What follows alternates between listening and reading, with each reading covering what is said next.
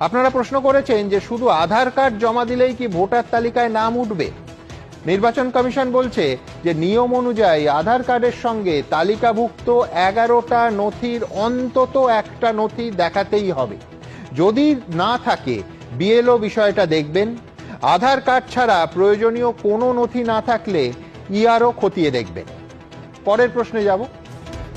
আপনারা প্রশ্ন করেছেন ধরুন কারুর বাড়ি বর্ধমানে, কর্মক্ষেত্র কলকাতায়, তিনি কি করে এই এনুমারেশন ফর্ম ফিল আপ করবেন।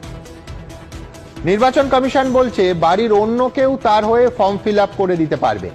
অনুপস্থিত ব্যক্তির হয়ে স্বাক্ষর করে তার সঙ্গে সম্পর্কের উল্লেখ করে দিতে হবে। এই দেখুন, এনুমারেশন ফর্মের একেবারে নিচে স্পষ্ট বলা আছে any adult family member mention relationship with date, একেবারে পরিষ্কার। নির্বাচন কমিশন যা বলছে যে বাড়ির অন্য কেউ তার হয়ে এই ফর্ম ফিল আপ করে দিতে পারবেন, অনুপস্থিত ব্যক্তির হয়ে স্বাক্ষর করে তার সঙ্গে সম্পর্কের উল্লেখ করে দিতে হবে, অবশ্যই তারিখ দিতে হবে, অথবা অনুপস্থিত ব্যক্তি নিজেও জাতীয় নির্বাচন কমিশনের নিজস্ব যে অ্যাপ, যেটা আমরা পাশে দিয়েই দিয়েছি, ইসিআই নেট, সেই অ্যাপে গিয়ে অনলাইনে ফর্ম জমা দিতে পারবেন। আশা করি বিষয়টা পরিষ্কার করতে পেরেছি।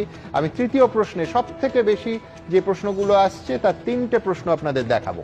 আপনারা লিখছেন যে কারো কাছে ঘোষিত 11টি নথির একটাও না থাকলে তিনি কি অন্য কোনো নথি নিয়ে ভোটার তালিকায় নাম তুলতে পারবেন। নির্বাচন কমিশন কি বলছে?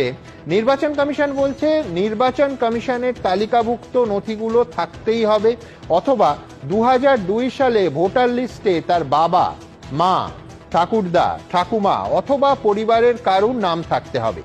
বিএলও বিষয়টা দেখবেন, এরপর ইআরওর কাছে যাবে বিষয়টা, সন্তোষজনক হলে নাম উঠে যাবে। একেবারে পরিষ্কার। এই যে